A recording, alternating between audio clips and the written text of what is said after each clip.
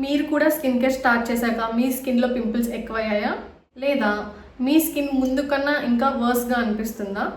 ఇలాంటి సిచ్యువేషన్లో మనకి వచ్చే ఫస్ట్ థాట్ ఏంటంటే ఈ ప్రోడక్ట్స్ నాకు పడలేదేమో, స్కిన్ కేర్ వల్ల నా స్కిన్ స్పాయిల్ అయిపోతుంది అని. కానీ ప్రతి బ్రేక్అవుట్ బ్యాడ్ కాదు, అది కొన్నిసార్లు పర్జింగ్ కూడా అయ్యి ఉండొచ్చు. పర్జింగ్ అంటే ఏంటి తెలుసుకోవాలంటే వీడియో మొత్తం లాస్ట్ వరకు చూసేయండి.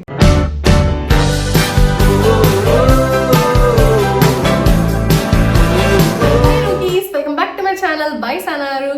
ఈ రోజు వీడియోలో చాలా మంది కన్ఫ్యూజ్ అయ్యే టాపిక్ కోసం మాట్లాడుకుందాం. అది ఏంటంటే స్కిన్ కేర్ స్టార్ట్ చేశాక మన స్కిన్ వర్స్ అవుతుంది అంటే అది మన స్కిన్ కేర్ పని చేయట్లేదు అనా, లేదా జస్ట్ నార్మల్ పర్జింగ్ స్టేజా?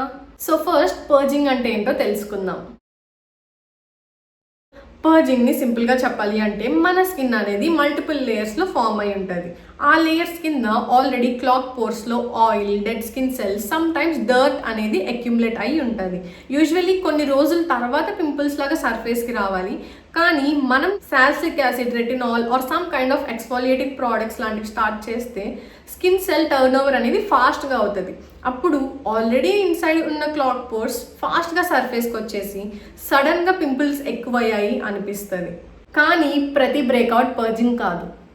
అదేంటి ఇప్పుడే పర్జింగ్ అన్నావు, మళ్ళీ ఇప్పుడు పర్జింగ్ కాదు అంటున్నావు ఏంటి అని కన్ఫ్యూజ్ అవుతున్నారా?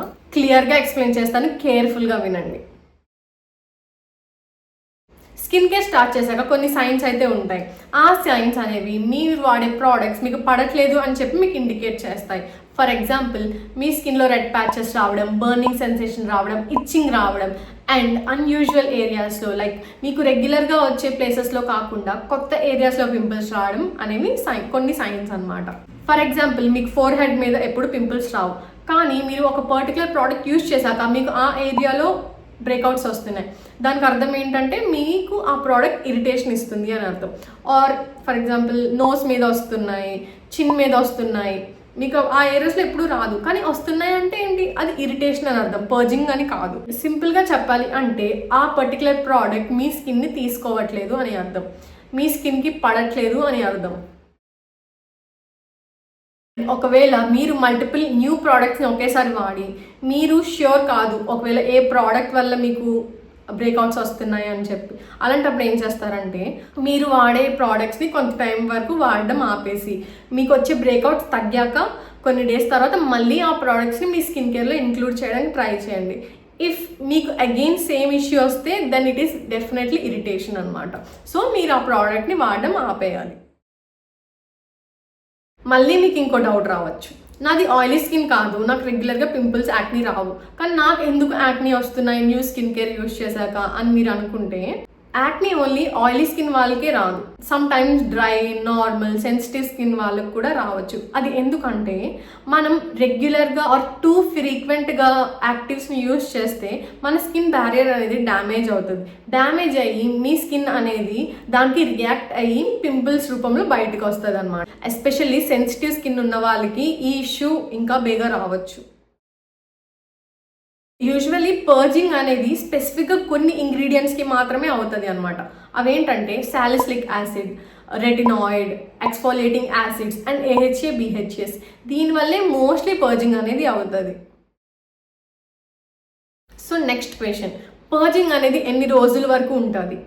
పర్జింగ్ యూజువల్లీ 2 to 6 weeks వరకే లాస్ట్ అవుతుంది. ఇఫ్ మీకు దానికన్నా ఎక్కువ మీకు పర్జింగ్ స్టేజ్లో అనిపిస్తే మీరు ఆ ప్రోడక్ట్ని రీకన్సిడర్ చేయాలి. నెక్స్ట్ క్వశ్చన్, పర్జింగ్ స్టేజ్లో ఏం చేయాలి? ఈ స్టేజ్లో మీరు ఇంకా ఎక్కువ హార్ష్ ఇంగ్రీడియంట్స్ అనేది యాడ్ చేయొద్దు.